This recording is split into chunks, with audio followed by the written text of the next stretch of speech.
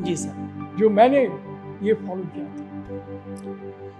Sir एक question बच्चों का आया है कि sir when chairman ask introduce yourself, तो सर एक ब्रीफ में सर गाइड करेंगे कि वो अपने को इंट्रोड्यूस कैसे करें? देखिए, पूछा हुआ है कि सर जब वो इंटरव्यू के लिए एंटर करेंगे, तो सर इसका कुछ ऐसे लर्नर्स हैं जो 2027 और 28 में एग्जाम देंगे जस्ट। एडवांस्ड है, काफ़ी सोफिस्टिकेटेड है, तो आप धीर और उनके साथ ज़्यादा।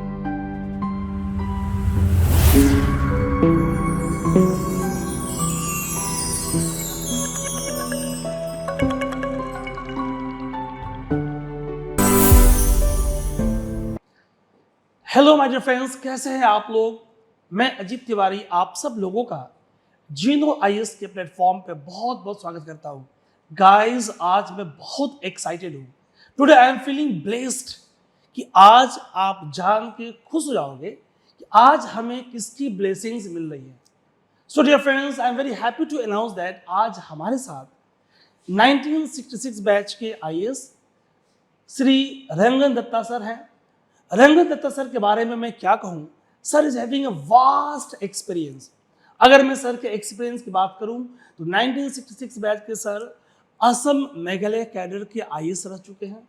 आपको मिजोरम इशू के बारे में आपने सुना होगा।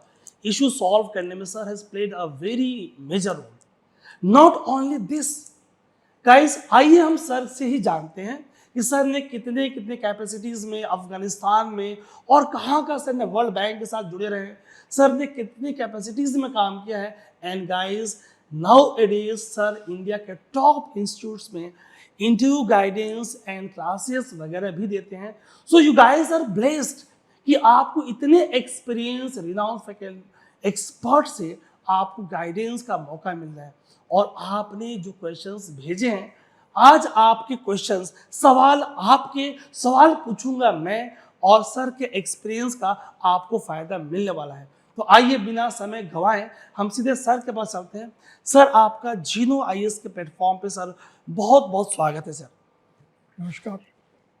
तो सर, जैसा कि मैं अपने लर्नर्स को बता रहा था कि सर हम जानना चाहेंगे कि आप में सर जो आपका सर ह्यूज एक्सपीरियंस है सर, तो उतना तो हम यहाँ नहीं कर पाएंगे, लेकिन सर एक ब्रीफ में सर अगर आप बता देते तो काफ़ी अच्छा रहता। मैं बहुत आभारी हूँ कि आपसे बातचीत करने का मौका मिला। मैं तिवारी जी से बहुत ही आभारी हूँ। संक्षेप में ये मैं कहना चाहूँगा कि मेरा जन्म 1942 में हुआ और 19 कलकत्ता में मेरी पढ़ाई हुई और मैं इकोनॉमिक्स का स्टूडेंट था। और 1964 में मैं इंडियन रेलवे ट्रैफिक सर्विस में गया।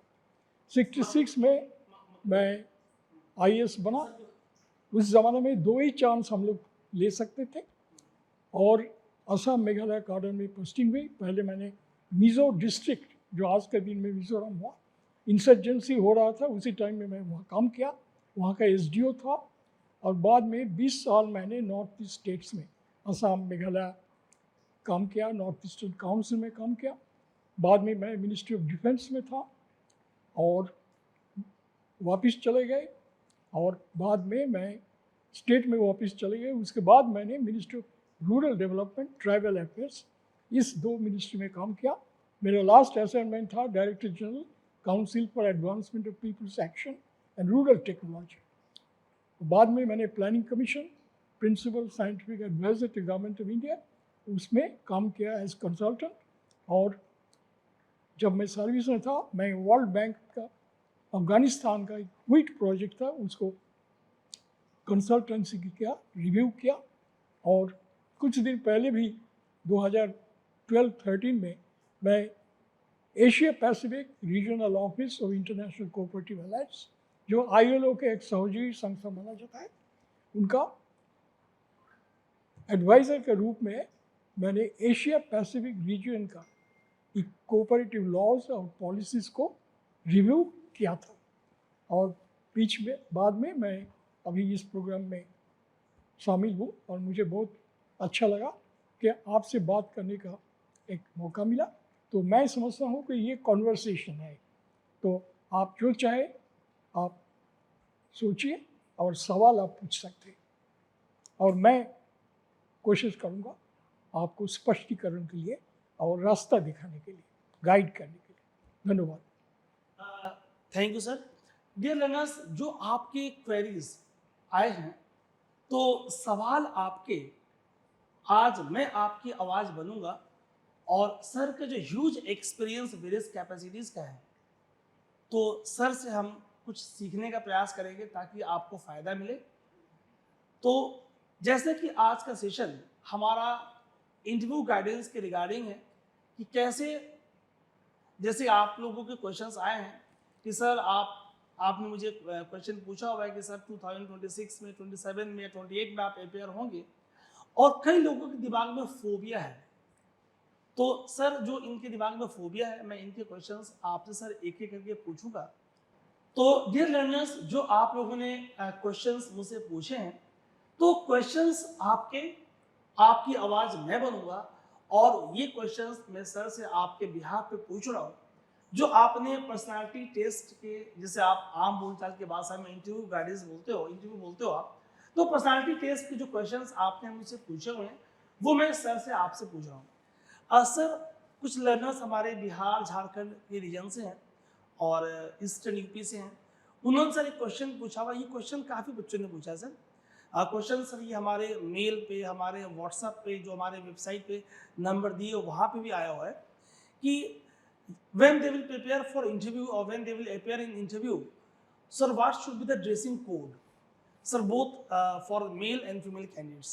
ओके, मैं आपको पहले ये बताऊंगा कि इंटरव्यू स्टेज में आप जब पहुंचेंगे तो आपको याद रखना चाहिए कि आप एक अचीवर है, और ये इंटरव्यू नहीं, ये आपका पर्सनालिटी टेस्ट है।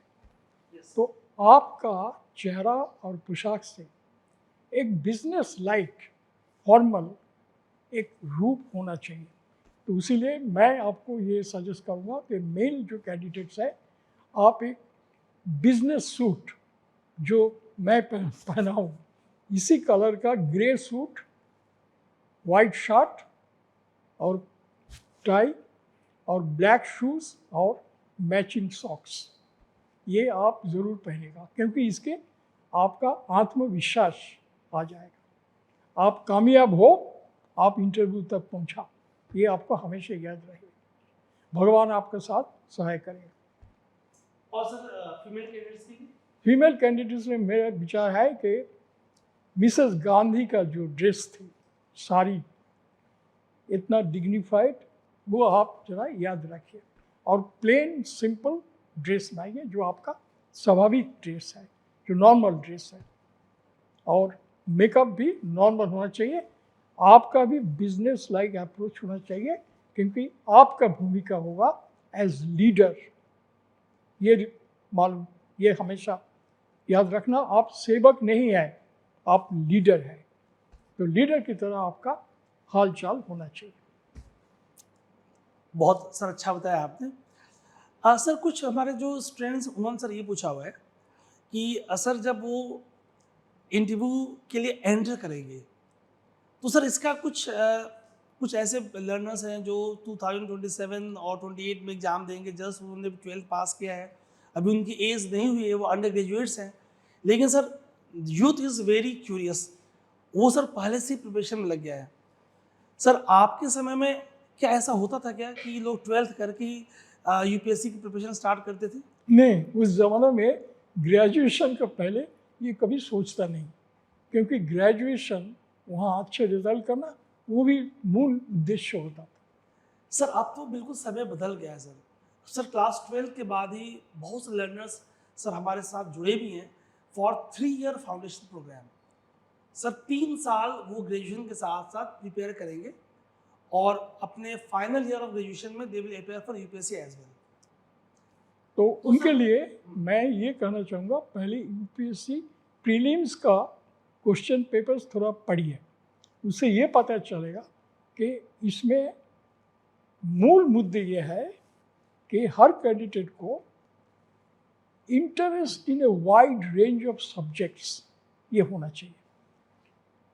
सिर्फ राष्ट्र क्षमता क्या है, डेमोक्रेटिक गवर्नेंस क्या है, और दुनिया का क्या प्रॉब्लम है, जैसे जलवायु परिवर्तन, ग्लोबल पॉलिटिक्स, पावर गेम, ये सबको बारे इंटरेस्ट होना चाहिए।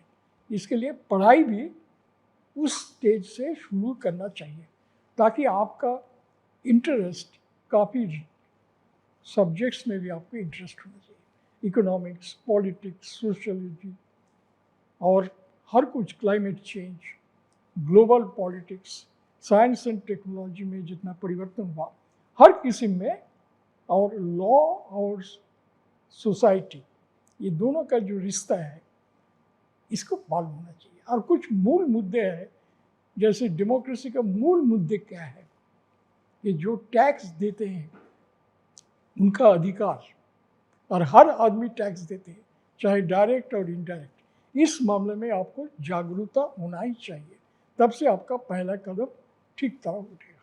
न्यूज़पेपर पढ़ना और नोट करना, ये नोटबुक मेंटेन करना, और जो आपका इम्पोर्टेंट लगेगा उसको नोट करना, जी सर। ये मेरा एडवाइस। सर आपसे एक रिक्वेस्ट ये था सर कि जो बिल्कुल सर फ्रेशर कैंडिडेट्स हैं, तो सर वो इंटरव्यू के लिए अगर वो चैम्बर में जा रहे हैं वो, तो सर क्या कुछ स्टेप्स होने चाहिए, क्या वो माइंड में चीज़ों को फॉलो करे वो, और कैसे वो मूव करे वो, तो सर कुछ सुझाव देना चाहेंगे आप?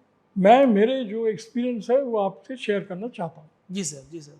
यूपीएससी के इंटरव्यू के पहले, घर से निकालने के पहले, गुरुजन, पिताजी और गुरुजन जी से प्रणाम करना, भगवान को प्रणाम करना, और यूपीएससी में पहुंचने के बाद थोड़ा सा शांत होना चाहिए, और इंटरव्यू रूम जो है उसमें आप जब जाएंगे तब बाकी कैंडिडेट्स को जो है वो रहेंगे, हो सकता है कुछ काफ़ी एडवांस्ड है, काफ़ी सोफिस्टिकेटेड है, तो आप धीर और उनके साथ ज़्यादा बातचीत मत करना, आपका कंसंट्रेशन ऑफ माइंड ये ठीक रखना, और सोचना, बस कुछ नहीं।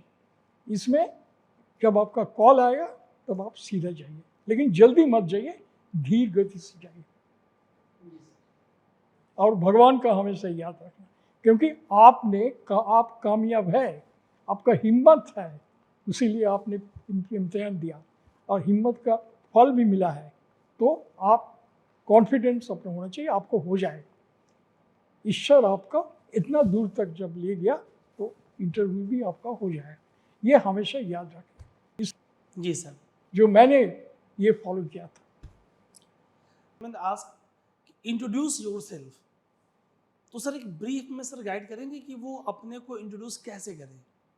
देखिए, इसमें सब चिंता, सब बात होना चाहिए। सर मैं स्वयं से, मैं इस क्षेत्र का रहने वाली हूँ, और मैं पढ़ाई की और मेरी इच्छा है कि मैं सिविल सर्जन, इसलिए मैं ब्रीफली आपके एजुकेशन हाईलाइट करना चाहिए। मैं यहाँ का रहना हूँ, यहाँ मैंने पढ़ाई की, यहाँ पर ये मेरे पढ़ाई के बाद अगर आपने कुछ काम किया तो उसकी स्किल्स में वो भी सिर्फ संकट नहीं होती, लेकिन आप समझ नहीं जाएंगे, आपका स्टेटमेंट संकेत नहीं है बहुत है। सर आजकल क्या हो रहा है कि डाइवर्स बैकग्राउंड के कैंडिडेट्स यूपीएससी में अपेयर हो रहे हैं, student from engineering background, doctors as well. तो सर एक बड़ा कॉमन क्वेश्चंस पिछले लास्ट ईयर्स में पूछा गया है कि why did you choose civil services. तो सर कैसे वो आंसर करें कि थोड़ा उनका आंसर जस्टिफाइड लगे, मतलब सर क्या अप्रोच होना चाहिए कि एक सटीक सा आंसर बन पाए? देखिए, ये इसका आंसर सीधा है। यूपीएससी का जो सिस्टम, उसके मुताबिक आप डिग्री होल्डर्स, चाहे engineering, medical, arts, commerce, science, आप एलिजिबल है इम्तिहान के लिए। तो इसमें कोई अफसोस का कोई बात नहीं है। मैं एलिजिबल हूँ, मैंने कोशिश किया। क्यों सिविल सर्विस, क्यों मेडिकल नहीं? इसका जवाब एक ही हो सकता है। मैं समझता हूँ कि मैं डेमोक्रेटिक गवर्नेंस, इसका जो प्रशासन है, इसमें मैं भागीदार होना चाहता हूँ। Civil service is integral to the executive wing of the government, responsible for administration of laws, implementation of policies, and for ensuring good governance. तो मैं ये डेमोक्रेटिक सिस्टम ऑफ गवर्नेंस में योगदान करना चाहता हूँ। I would like to be part of the system of democratic government and play an important role, play a role in good governance and development of the country. इसको आप संक्षेप में ज़्यादा मत बोलना कि मैं समझता हूँ कि मेरे लिए ये काम अच्छा होगा और इसके लिए मैं प्रस्तुत हूँ, रेडी हूँ। जी सर। सर एक बड़ा ही कॉमन क्वेश्चन आया हुआ है सर, ये नंबर ऑफ कैंडिडेट्स ने पूछा हमसे कि during the process of interview अगर सर ऐसा हो जाए कि अगर वो किसी क्वेश्चन का आंसर नहीं कर पा रहे, और सर कई बार ऐसा होगा कि जिस बैकग्राउंड से वो आते हैं, इंजीनियरिंग बैकग्राउंड से आते हैं, सर कई बार ऐसा होता है कि सपोज देयर ग्रेजुएशन उनका मैकेनिकल से है या इलेक्ट्रिकल से है, but because of the vast syllabus they are opting optional like geography, like sociology, तो सर उनका टच सब्जेक्ट से छूट गया है। और कई बार जब उनके बीटेक के बैकग्राउंड से क्वेश्चन पूछा जाता है तो वो आंसर नहीं कर पाते, तो सर इन दैट केस वो क्या करें, हाउ टू रिएक्ट? देखिए, ये जो सवाल पूछा जाता है, इसका उद्देश्य ये है कि आपका पर्सनालिटी टेस्ट करना। आप मैकेनिकल इंजीनियर में बी क्या, फाइन, मेरे इंटरेस्ट है ज्योग्राफी में, ये बहुत बड़ा क्वालिफिकेशन है कि इंजीनियरिंग एजुकेशन के बावजूद फिर भी मैं काफ़ी दूसरा सब्जेक्ट में मेरे इंटरेस्ट है, जो सिविल सेवा का सबसे बड़ा क्वालिफिकेशन है, interest in a wide range of subjects, because all subjects affect, influence the lives of the citizens. So ये कोई बुरा बात नहीं है. It shows that your mind is wide and broad enough to absorb different disciplines. That is the real qualification for civil service. Interest in a wide range of subjects. बहुत अच्छा sir, बहुत अच्छा बताया आपने सर। सर एक बहुत ही ये भी सर आज में जितने कॉमन सर क्वेश्चन तो बहुत सारे आए हैं, बट सर आज जो मैंने लिस्ट क्वेश्चंस की प्रिपेयर करी है वो उन क्वेश्चंस का जो कॉमन है, जो काफ़ी लोगों ने पूछा है। तो सर एक क्वेश्चन आया हुआ है कि how should I prepare for question on my hobbies and interest. Sir वो जो उनकी हॉबीज़ और इंटरेस्ट है, तो उसके लिए वो कैसे होमवर्क करें, कि वो कैसे क्या क्या वो पैरामीटर्स पे फोकस करें कि वो उस पे आंसर कर पाए। वो देखिए, हॉबी जो है अंग्रेजी शब्द है, आप डिक्शनरी में देखिए हॉबी का मतलब क्या है। पहले ये मैं बताऊंगा, ये है कि आपका ऐसा इंटरेस्ट है कि आप काफ़ी दिन से इस इंटरेस्ट के पीछे पड़े हुए, परसू कर रहे हैं, स्टैम्प कलेक्टिंग, लाइक दैट। सो अगर आपका सचमुच ये आपका हॉबी है तो आपका कोई दिक्कत नहीं होना चाहिए बोलने का। जी सर। मैं जन्म से स्टैम्प का बीच साथ अलग देश का भी थोड़ा परिचय हो जाता है। तो इसी तरह आप थोड़ा सोचिए, क्यों आपके ये हॉबी है, क्यों आप काफ़ी साल से इसको परसू कर रहे हैं और इसमें क्या आनंद आपको मिलता है, दैट ये आपको बोलना चाहिए। और अगर आपका हॉबी नहीं है फिर भी आपने लिखा है तो मुश्किल है आपके लिए। फिर भी आपको पढ़ाई करना चाहिए और कुछ ग्राउंड निकलना चाहिए कि ये इसलिए मेरा हॉबी है। सर एक बड़ा देखा है मैंने कि कैंडिडेट्स के सर डैफ में वो लोग हॉबीज में लिख देते कुकिंग। सर कुकिंग लिख देते, cooking north Indian dishes, cooking Bengali foods, cooking south Indian foods. तो सर हॉबीज में कुकिंग में सर कैसे क्वेश्चन बन सकते हैं वहाँ पे? देखिए, लेडीज़ के लिए ये हॉबी ठीक है, क्योंकि लेडीज़ के इंटरेस्ट होते हैं आज के दिन में, हर कल्चर का क्या हैबिट्स है इसको होना, और आज के दिन में काफ़ी है। लेकिन अगर कोई मेल कैंडिडेट में लिखा कुकिंग है तो कुछ केमिस्ट्री है कुकिंग का, वो थोड़ा मालूम होना चाहिए।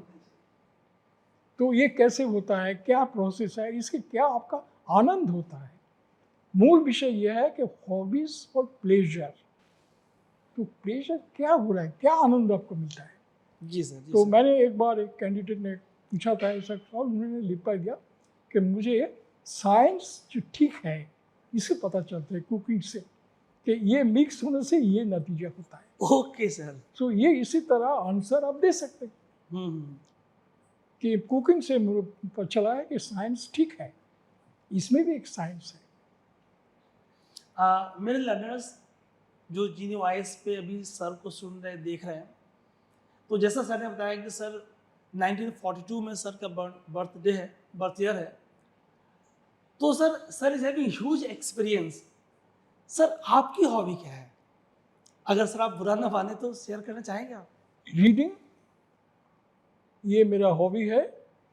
Reading books on diverse subjects, ये मैं शुरू से कर रहा था। और मैं हॉबी नहीं कहूँगा, 45-50 तक मैं फुटबॉल खेला, ओके सर, तभी आप इतने फिट आज भी हैं। क्योंकि स्वामी विवेकानंद ने कहा, कुछ बच्चे उनके पास आए थे और पूछा कि स्वामी जी हमें कुछ दिशा दिखाइए, धर्म का पथ कैसे होना। स्वामी जी ने कहा, धर्म छोड़ो, अभी फुटबॉल खेलो, फुटबॉल से तुम्हारा जीवन, नया जीवन शुरू हो जाएगा। Physical mental exercise. और मैं आप सबको बताना चाहूँगा कि स्वामी जी के घर में मैं गया, वहाँ एक बॉक्सिंग ग्लव्स देखा। सर तो स्वामी विवेकानंद के घर में? स्वामी विवेकानंद में स्कॉटिश चर्च कॉलेज में पहला हिंदू स्टूडेंट है जो बॉक्सिंग में उनको मेडल मिला था। ओ माय गॉड सर, ये तो लोगों को ये एंगल पता ही नहीं बहुत। घर में जाने से आपको वो बॉक्सिंग ग्लव अभी भी देखा जाता है। ओके मैं उसी कॉलेज में पढ़ाई की, हमने सुना है ये कहानी। ओके सर, ये कहाँ की बात हो रही है? ये Scottish church college Calcutta, Scottish church college Calcutta, जहाँ स्वामी जी स्टूडेंट थे। और सर आप भी वहीं? मैं भी वहीं कॉलेज। सो लर्नर्स, आप देख पा रहे हैं आप किनको सुन रहे हो आप, तो आपको सर की ब्लेसिंग्स मिल रही है। And guys listen very careful. तो सर इनका जो नेक्स्ट क्वेश्चन सर आया हुआ है कि बेसिकली सर ये क्वेश्चन ज़्यादा जो विद्यार्थी हिंदी मीडियम के हैं सर, उन्होंने मुझसे पूछा हुआ है कि sir how can I improve my communication skills for the interview. Sir in Hindi और इंग्लिश बोथ। ज़्यादा क्वेश्चन हिंदी मीडियम के स्टूडेंट ने पूछा हुआ है कि वो अपने कम्युनिकेशन स्किल्स देखिए, को कैसे इम्प्रूव करें। कम्युनिकेशन स्किल्स जो है ना, ये ओकेशन स्पेसिफिक होता है। इंटरव्यू के लिए एक कम्युनिकेशन स्किल्स है, और भाषण देने के लिए भी बाहर में और दूसरा स्किल होता है। पहले जो मैं आपको बताना चाहूँगा कि अच्छी तरह सुनिए मेंबर ने क्या सवाल आपको पूछा है, और उसके बाद थोड़ा सा वक्त लीजिए, सुनिए, क्योंकि आपको ये इम्प्रेशन क्रिएट करना पड़ेगा कि हम सोच बूझ के बात करते हैं और बात हम अच्छी तरह सुनते हैं। तो पैट रिप्लाई मत दीजिएगा, सुनिए। अगर आपका जवाब पता है तो फिर भी आपको ये इम्प्रेशन देना पड़ेगा कि आप अच्छी तरह मेंबर का सवाल सुन रहे हैं। उसके बाद जो आपका मालूम है उसी बताइए, उसके बाद खुद खामोश हो जाइए। मेरे ये एडवाइस है that listen to the question and then restrict your reply to what you know for sure. Don't hang on to the answer. Limit your answer to what you know. आपका कम्युनिकेशन स्किल अच्छा हो जाएगा, कोई problem नहीं है। It is a test of your integrity of character. अंदाज में जिस मामले में आपका पता नहीं है, ये कभी मत बताइए। जी सर। सर दो क्वेश्चंस हैं जो कि बिल्कुल लिंक्ड हैं, कि एक तो sir role of DAF detail application form in the process of interview और पर्सनालिटी टेस्ट। सर उसी क्वेश्चन को लोगों ने पूछा हुआ कि how should I prepare for the interview and how do I handle questions on my DAF. तो sir थोड़ा सा डेफ के बारे में हल्का सा ब्रीफ बता दीजिए आप। और क्या डेफ फील करते समय उनको सर क्या प्रिकॉशंस लेना है ताकि वो उनको आगे उनके लिए मुसीबत न बन जाए? मैं समझता हूँ कि डैफ जो है ना, डिटेल्ड एप्लीकेशन फॉर्म, इसका एप्लीकेशन का मतलब क्या है? Application of mind. और ये मान लीजिए ये आपका जन्म पत्रिका है, आपका हॉरोस्कोप है। एक ही विषय है कि आपने ये हॉरोस्कोप खुद लिखा है, तो इसमें जो कुछ आपने लिखा है इसके बारे में आप ही जिम्मेदारी है। तो इसको अच्छी तरह पहले पढ़िए और जो आपने एंट्री किया उसमें उससे क्या सवाल पैदा हो सकता है।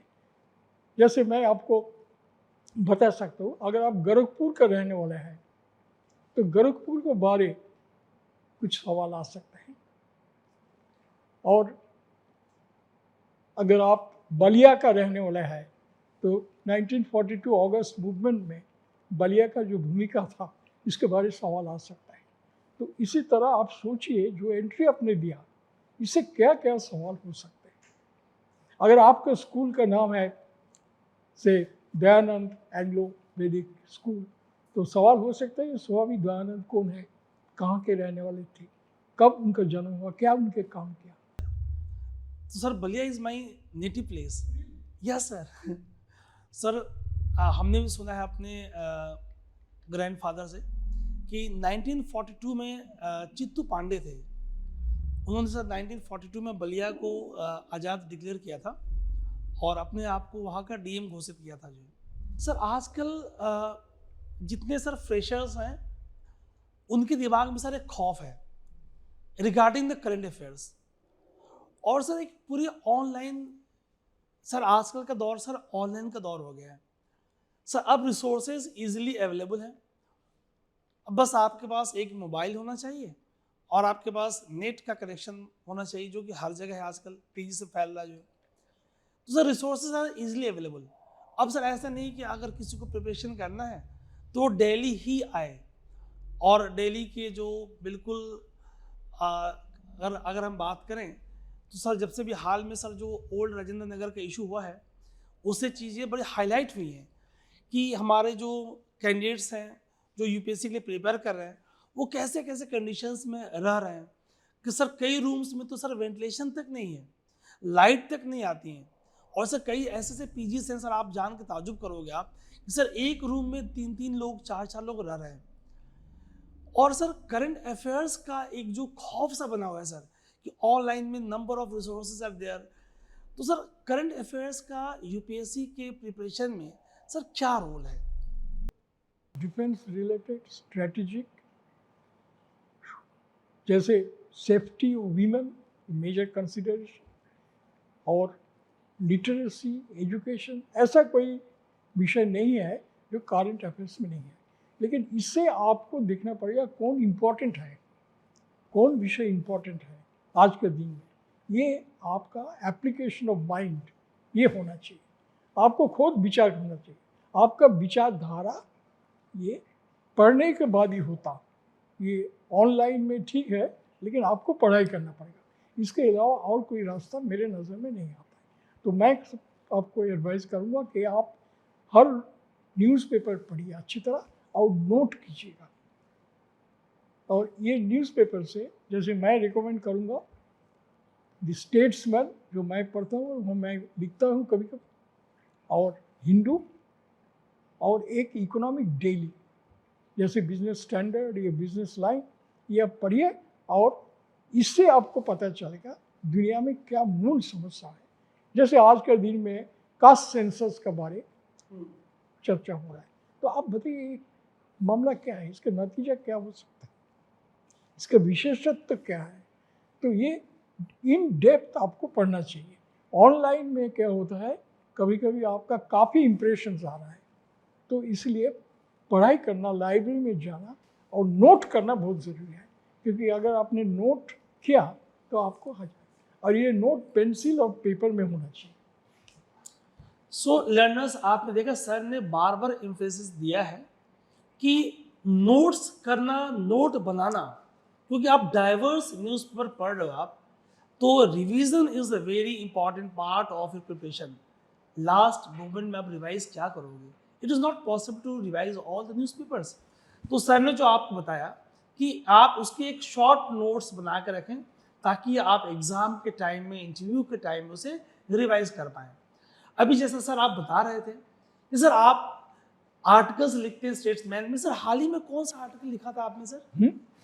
मैं लास्ट आर्टिकल मैंने 19 अगस्त में ये मैंने लिखा नॉर्थ ईस्ट पेज में।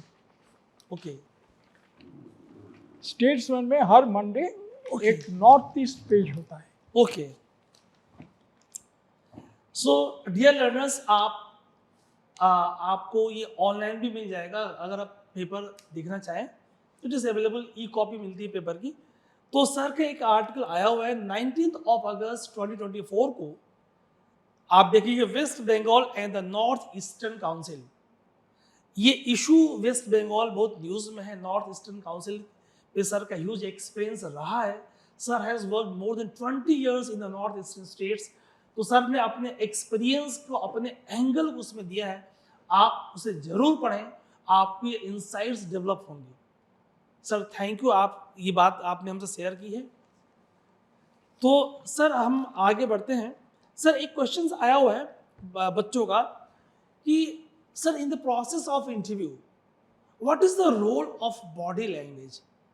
सर कई बार क्या होता है ना कि सर हमने भी सर कई बार हम अपने शूट में हमने मॉक्स लिए हुए हैं, और हम इस बार जिनो आईएएस में भी सर मेंस के रिजल्ट आने के बाद हमने मॉक इंटरव्यू प्लान किया है सर, जिसमें सर आपकी ब्लेसिंग्स की रिक्वायरमेंट होगी सर।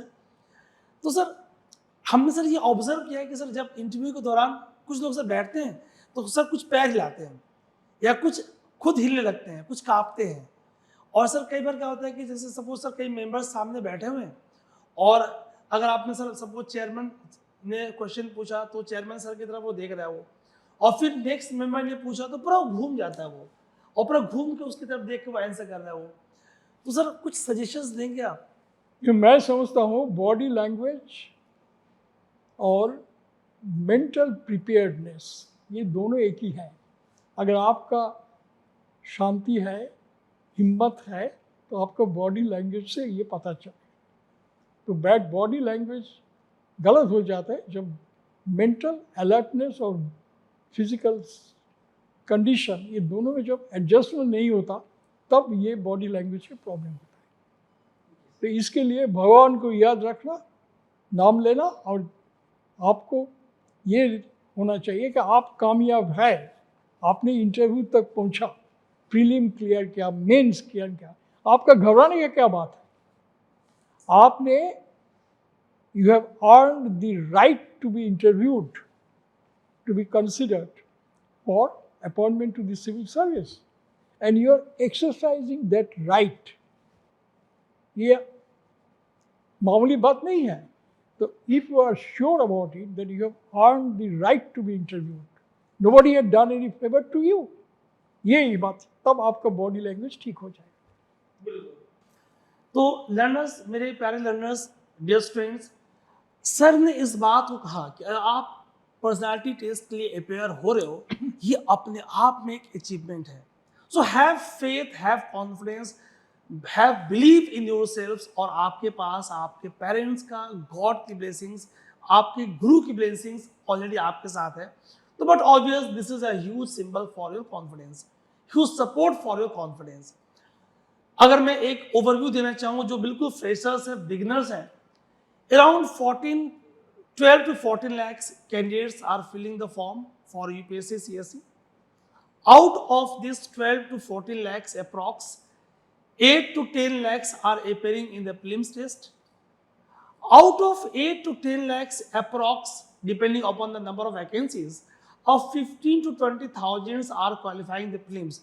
Guys, अगर आप 12 से 14 लाख कैंडिडेट्स जो फॉर्म फिल कर रहे हैं, उससे फनलिंग के बाद 12 to 15,000 के लिस्ट में प्रीलिम्स क्वालिफाई करके आ रहे हो, स्टेप 1, एंड देन स्टेप 2, उस 12 to 15,000 में से depending upon number of vacancies आप 4,000 के आसपास आप पर्सनालिटी टेस्ट के लिए आपकी कॉल आ रही है।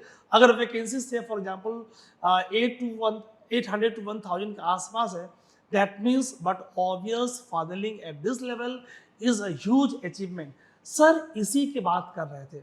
सर की बातों को मैंने थोड़ा एलिब्रेट कर दिया ताकि जो फ्रेशर से जस्ट 12 पास आउट है, कॉलेज गोइंग है, वो सर की बातों को और समझ पाए. तो गाइज, बट ऑब्वियस अगर आप इस लेवल से 12 to 14 लाख से अगर आप 4000 लिस्ट में आते हो, sir is talking about it is a huge achievement. So have believe, have faith in yourself. Sir बहुत अच्छा आपने सर बताया. और सर आइए हम बातों को और आगे बढ़ाते हैं. सर इसी बात को, सेम क्वेश्चन को लोगों ने अलग तरीके से पूछा हुआ है कि what are some effective strategies for maintaining composure and confidence throughout the interview process. Sir आपने जो बताया अभी कि बॉडी लैंग्वेज जो कॉन्फिडेंस का ही एक आउटकम है. देखिए, कंपोजर ये तो अंग्रेजी शब्द है. इंटरव्यू जो होता है, पर्सनालिटी टेस्ट, इसमें आपका उद्देश्य है कि आपको ये प्रूव करना चाहिए कि मैं I am the best candidate. और बोर्ड का उद्देश्य क्या है? To select the best candidates. वो क्या देखेंगे कि ये क्वाज़ी जुडिशियल काम करने के लिए लायक है कि नहीं. ये आपको अच्छी तरह याद होना चाहिए, मालूम होना चाहिए कि सिविल सेवा में सेवा का मतलब क्या है. कानून को लागू करना. जो बेकानूनी काम कर रहा है उसको रास्ता दिखाना भी आपका काम है. आप सेवक है लेकिन प्रशासक भी है. तो इसके लिए आपका एक जुडिशियल माइंड होना चाहिए. इसका मतलब यह है कि आप जो कहेंगे वो सबूत का आधार में कहेंगे, फैक्ट्स, एविडेंस, इसका आधार में आपका डिसीजन होगा. तो इसके लिए आपका मानसिक प्रस्तुति है कि नहीं, ये बोर्ड देखेंगे. तो उसी तरह अगर आपका कोई मामला मालूम नहीं है, कोई सवाल मालूम है, सीधा कह दीजिए कि मेरे मालूम नहीं है. अंदाज में जवाब मत दीजिएगा, क्योंकि इसके ये इम्प्रेशन हो सकता है कि ये एविडेंस बेस्ड काम के लिए इतना तैयार नहीं है. इनका दिल में थोड़ा सा अनसर्टेनिटी है. तो अगर आपका पता नहीं है, कह दीजिए आई डोंट नो.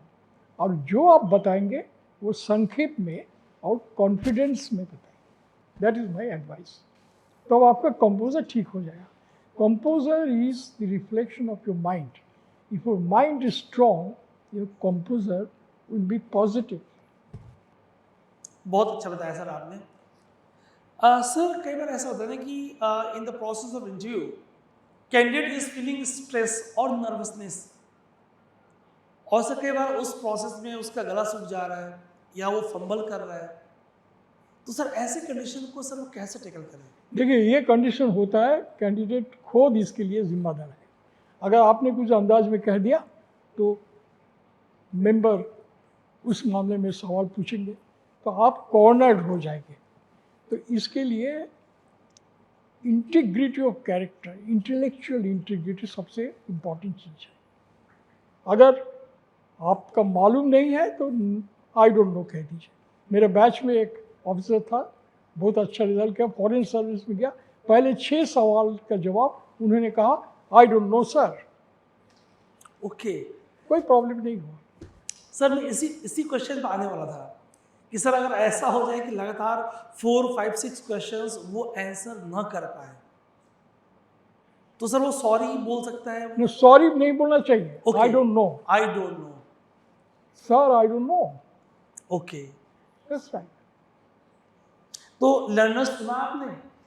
अगर कई बार ऐसा हो रहा है कि अगर इन द प्रोसेस ऑफ इंटरव्यू, जैसा सर ने बताया कि अगर आप 3, 4, 5, 6 क्वेश्चंस का लगातार आंसर ना कर पाए, तो दत्ता सर ने बताया कि आपको स्ट्रेस में नहीं आना है, आपको नर्वस नहीं होना है, क्योंकि जो मेंबर्स आपके इंटरव्यू ले रहे हैं, दे नो द प्रोसेस कि आप 12 to 14 lakhs के स्टूडेंट में से फनल्ड हो कि आप 4000 अप्रॉक्स के ब्रैकेट में आए हो. That means you are having something great, you are having potential, you are potential candidate. हो सकता है कि आप उस क्वेश्चन का आंसर नहीं कर पाए या 2-3 क्वेश्चन का आंसर नहीं कर पाए. कई बार ऐसा होता है कि आप इंटरव्यू के दिन आपने करंट अफेयर्स न्यूज़ नहीं देखा, या एक दो दिन का न्यूज़ आपने नहीं देखा, लेकिन अभी हम सर से जानेंगे कि सर इसके रिगार्डिंग में क्या सुझाव दे रहे हैं, क्या मेंस एग्जाम होने के बाद भी हम करंट अफेयर्स को फॉलो करते रहें, इश्यूज़ को फॉलो करते रहें।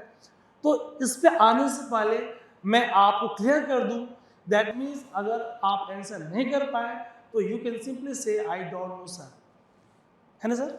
आई want to add one thing, yes sir. याद रखिए कि it is not a test of your knowledge, great आपका मेरिट टेस्ट हो चुका है। सर, ये बहुत अच्छा बताया आपने सर। आपने क्वालिफाई किया इंटरव्यू के लिए, पर्सनल टेस्ट की, इसका मतलब आपका मेरिट टेस्ट हो गया। इसमें ये देखेंगे कि आपका पर्सनालिटी कैसा है, कि क्या आप क्वाज़ी जुडिशियल, निरपेक्ष, अनबायस्ड, एविडेंस बेस्ड डिसीजन ले सकते हैं कि नहीं। तो आई डोंट नो, आपने अगर 5-6 सवाल में क्या, इससे पॉजिटिव इम्पैक्ट होता है कि ये ईमानदार है। यस जो इसको मालूम नहीं है वो कह रहे कि मुझे मालूम नहीं। मालूम नहीं है। तो ये ईमानदारी का जो आपने ईमानदारी को जो प्रमाण हो जाएगा, तो उससे वो लोग प्रभावित हो जाएंगे। ये मत सोचिए कि हर सवाल का आपको जवाब देना ही है, नहीं। जो आपका मालूम नहीं है आप कह दीजिए मुझे मालूम नहीं है। तो लर्नर्स, आपने सर को सुना, सर ने बहुत स्पष्ट बताया, इफ यू डोंट नो से सर आई डोंट नो। तो ये आपका एक ऑनेस्टी का प्रूफ भी है, और जैसा कि सर ने अभी बताया कि बिल्कुल ये आपका नॉलेज टेस्ट नहीं, because already you have qualified prelims and your main examination. Sir, एक क्वेश्चन आया हुआ है कि how should I approach ethical और scenario based questions. Ethical ethical sir, कोई एग्जाम्पल लेके अगर अपने हिसाब से, जो कि सर आपके पास ह्यूज एक्सपीरियंस है मॉक इंटरव्यू लेने का, सर आप चेयरमैन पर्सन भी रहे हो आप, तो सर कोई ऐसा कोई केस स्टडी आपके दिमाग में आ रहा हो सर, कि कोई एग्जाम्पल लेके हमारे लर्नर को समझाएं। देखिए, ऐसा सवाल हो सकता है कि आप कुछ हिताधिकारी का लिस्ट बनाना है आपको। इसमें सरकार ने कहा कि ये लोग इसके लिए एलिजिबल है। अगर किसी मंत्री जी से या आपके पास कोई रिक्वेस्ट है कि ये लिस्ट में थोड़ा देख लीजिए, कुछ आदमी हमारे आदमी है, तो इसमें आपका जवाब होगा कि मैं सरकार का जो नीति है, नीति के मुताबिक ये लोग एलिजिबल है कि नहीं, ये मैं देखूंगा। मैं कोई प्रभावित नहीं होऊंगा।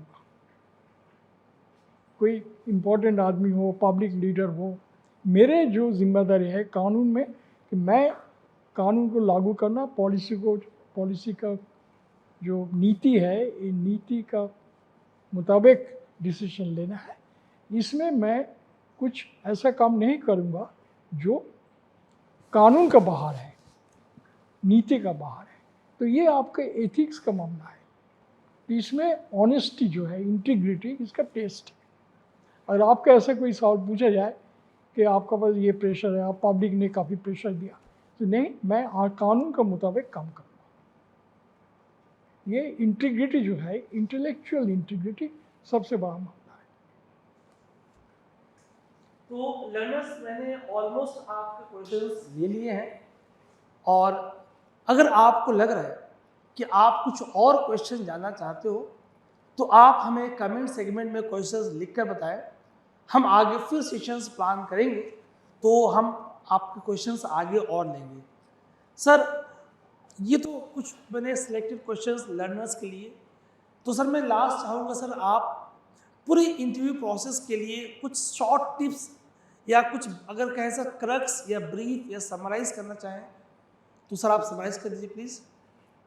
मैं ये कहूँगा कि इंटरव्यू का 3-4 दिन पहले का न्यूज़पेपर आप ठीक से पढ़िए और नोट कीजिएगा क्या सवाल आ सकता है रिसेंट डेवलपमेंट्स के बारे में। और जो सब्जेक्ट्स आपने लिया था ऑप्शनल, ये इसके साथ आज के दिन में जो घटना हो रहा है, जैसे आपने ज्योग्राफी लिया तो क्लाइमेट चेंज के बारे कुछ सवाल आ सकता है। तो इस मामले में आपका एक पर्सनल ओपिनियन होना चाहिए कि आप खुद क्या समझते हैं, आपका विचार क्या है कि क्लाइमेट चेंज का जो मुकाबला करने के लिए हमें क्या कदम उठाना चाहिए। जैसे प्लास्टिक जो एक समस्या हुई, इस मामले में आपका क्या विचार है। उसी तरह मैं समझता हूँ कि इंटरव्यू का पहले 1 महीना जो कुछ हुआ है इसको अच्छी तरह रखना चाहिए, और याद रखिए कि आप कामयाब हैं, और जो आपका मालूम नहीं है वो कह दीजिएगा, और जो आप कहेंगे ये फैक्ट्स बेस्ड, एविडेंस बेस्ड होना चाहिए। अंदाज में कोई जवाब मत दीजिएगा। जी ये सर। मेरे आखिरी आपको एडवाइस है। अंदाज में कुछ जवाब देने के लिए कुछ कुछ बोलना ही चाहिए, ऐसा कोई नहीं है। जी सर, मतलब गेसिंग्स ना करें। और पहले सवाल सुनिए अच्छी तरह, उसके बाद आपका जवाब दीजिएगा। क्योंकि अंग्रेजी में एक बात कहा जाता है, a man who gives a pat reply is not exactly reliable for higher responsibilities. Well said sir. Pat reply मत दीजिएगा, सुनिए, क्योंकि आपको ये इंप्रेशन क्रिएट करना पड़ेगा आप सूझबूझ के बात कर रहे हैं। तो जो सूझबूझ के बात कर रहे हैं वो सूझबूझ के कानून के मुताबिक सिविल सर्विस के काम भी करेगा। करने के लिए उनका मानसिकता है, ये मानसिकता का परीक्षा इंटरव्यू में होता है। Yes sir. सर बहुत अच्छा बताया आपने। तो मेरे प्यारे लर्नर्स, आप इस बात को समझ पा रहे हैं। सर ने कहा कि आप क्वेश्चन को सुनिए, टेक टाइम, प्रोसेस करिए और टू द पॉइंट आंसर करने का प्रयास करिए। सर आपने बहुत अच्छे से हमारे लर्नर्स के, हमारे स्टूडेंट्स के क्वेश्चंस का आंसर किया। सर आपका बहुत बहुत धन्यवाद। Thank you sir. मैं बहुत आभारी हूँ आपसे, ये मौका मिला आप लोग से बात करने के लिए। I am very grateful to.